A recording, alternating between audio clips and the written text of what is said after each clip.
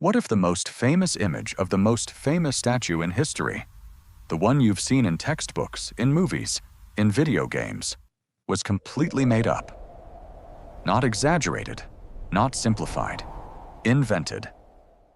This is the Colossus of Rhodes. The year is 305 BC.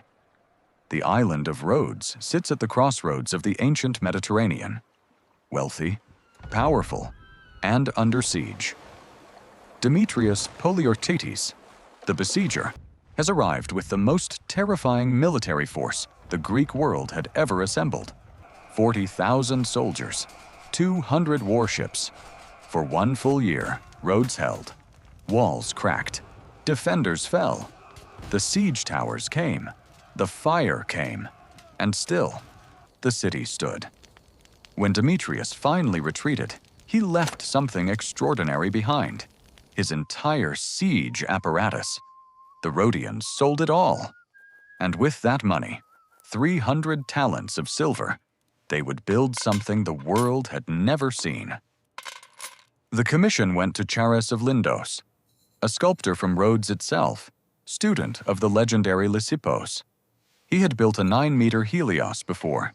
The Colossus would be nearly 4 times that height. Construction began around 292 BC. The foundation came first, a massive white marble base, 15 meters wide, anchored deep into the harbor stone. Hundreds of laborers worked under the Mediterranean sun. The bronze itself came from an extraordinary source. Remember the abandoned siege weapons of Demetrius? They melted them down.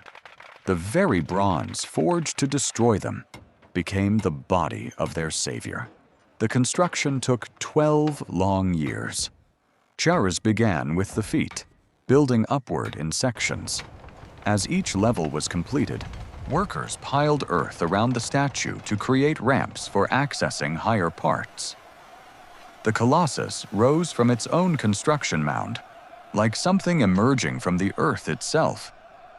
By 280 BC, the ramps were finally cleared away, and Rhodes unveiled something the ancient world had never seen: 33 meters of bronze Helios, not straddling the harbor, but standing on land, real, and more magnificent than the legend. But you know this image: legs spread impossibly wide over the harbor, ships passing beneath bronze thighs. This image was invented 100 years after the statue collapsed, by a poet, Antipater of Sidon, who had never seen it. The harbor entrance is 400 meters wide. The physics are impossible. The harbor-straddling Colossus is fiction. For 56 years, the Colossus stood as a symbol of Rhodes, of resilience, of divine favor, of human ambition. Children grew up in its shadow. Sailors used it as a landmark. Pilgrims came from across the Mediterranean to gaze upon it. In 226 BC, 56 years after its completion, the earth moved. A massive earthquake struck Rhodes. Buildings cracked, walls fell, and the Colossus, the greatest statue in the ancient world, broke at the knees and toppled forward. In seconds, what took 12 years to build was on the ground. Egypt's Pharaoh Ptolemy III offered to fund the complete reconstruction. Every cost. The full 33 meters, rebuilt from scratch. Rhodes refused. An oracle had spoken.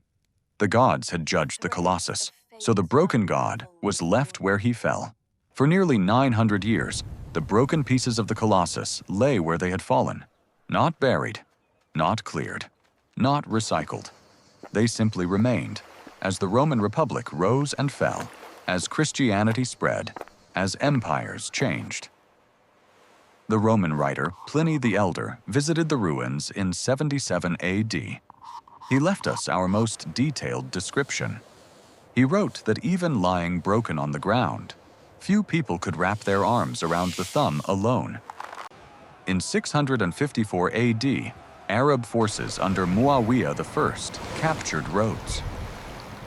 The fallen Colossus had lain there for 880 years. Now it would finally move, but not back into the sky. What remained of the Colossus was sold.